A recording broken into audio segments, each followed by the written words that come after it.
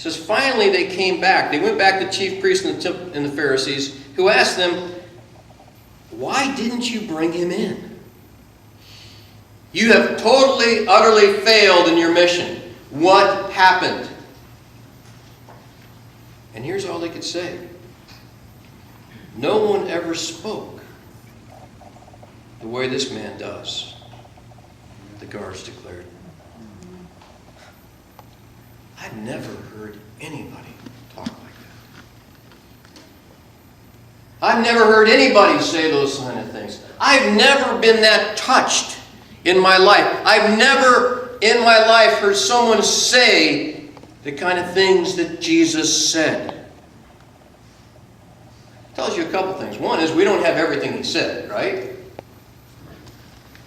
But the spirit in which Jesus said things, the way he carried himself, the way he cared, shook up these hardened military guard men who were sent with one purpose.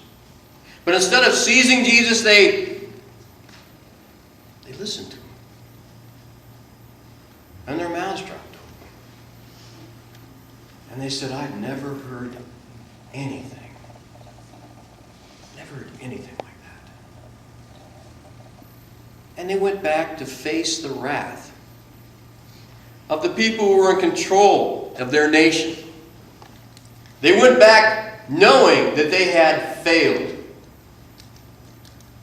And all they could say is, I've never heard anybody. Never heard anybody talk like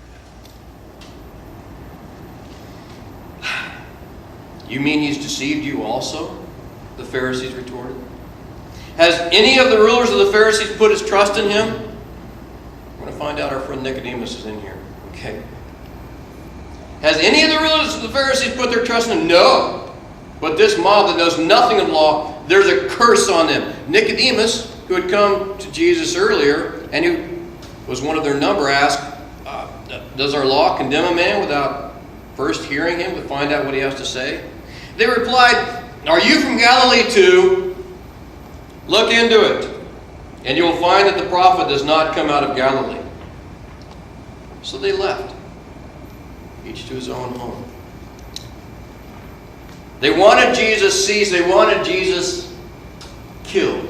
They sent the guards out. The guards said, man, you've never met anybody like this man. And they said, what? You ignorant people. Don't you know that we're the religious leaders? Don't you know that you should be coming to us for our opinion about this guy? Don't you know? Don't you underestimate us and our knowledge and our breeding and our position and what God has done for you? Don't you understand that if I don't believe, you shouldn't believe? We got you. He came from Galilee. That completely negates the fact that he's the Messiah. They never even really listened to him. And Nicodemus brings that up. Hey, you know the law that we're supposed to be following? Doesn't it say that we should listen to him before we condemn him? A minor problem there, Nicodemus. Don't be stupid. We know the Messiah doesn't come from Galilee.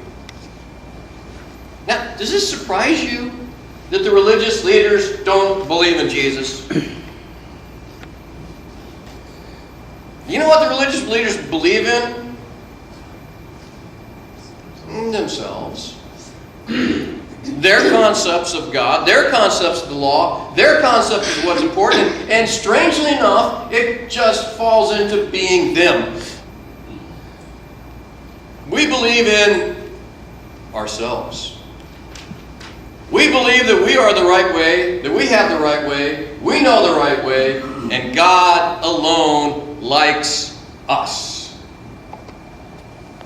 Wow. What a shock.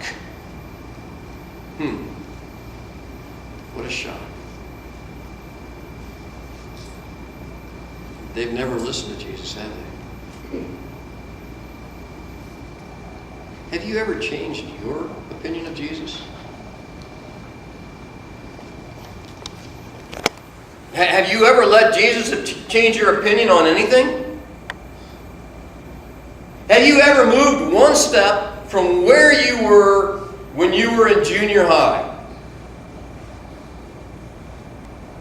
Okay, high school. Have you moved one step from where you were in high school? Okay, college. Have you moved from one step from where you were in college and you had it all figured out? You remember how we had the world figured out? Do you remember? In all of those stages, as junior high, high school, and college, at one point or another, in all of those, you were a freshman. Right? And then you became a sophomore or sophomore. Do you know what that word means? I've told you this before. It comes from Sophia, meaning wisdom. And more comes from moronic, meaning fool. A sophomore is a wise fool. That's what you are when you are a sophomore. When you think you know everything and it hasn't come to you that you don't know everything about everything. Have you ever made it there? Have you ever made it past there? Religiously, spiritually, have you ever made that step that says, wow, I don't know it all. I haven't got it all figured out. But I know somebody who does. Nobody ever has talked like him. Nobody has ever acted like him. Nobody ever has done the things that this man Jesus has done, or said the things that this man Jesus has said, and I'm with him. I'm with him. I don't have it all figured out. And I certainly haven't arrived. And I'm certainly not like Jesus. But I'm with him. I'm with him. And where he's going, that's where I'm going. And where he's staying, that's where I'm going to stay. And how he treats people, that's how I want to treat people. And how he forgives, that's how I want to forgive.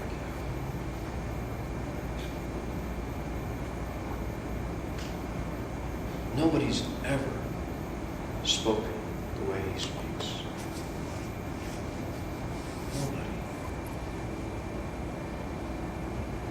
Are you ready to follow? Are you ready to say that I don't know it all, but I know somebody who does? That I don't have it figured out, but I'm with Jesus and nobody's ever been like him. That I don't feel worthy, but he tells me that I am. That I know there's things to be forgiven in my life, and he tells me that he's forgiven me.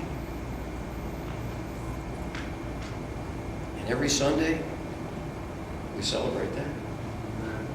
Every Sunday, we take that piece of bread that represents a little bit of juice that represents his blood. And we remember the sacrifice. And we remember that I'm with him. He says I'm forgiven. I'm forgiven. He says love and accept. I'm going to love and I'm going to accept. He is Lord, and there's never been anyone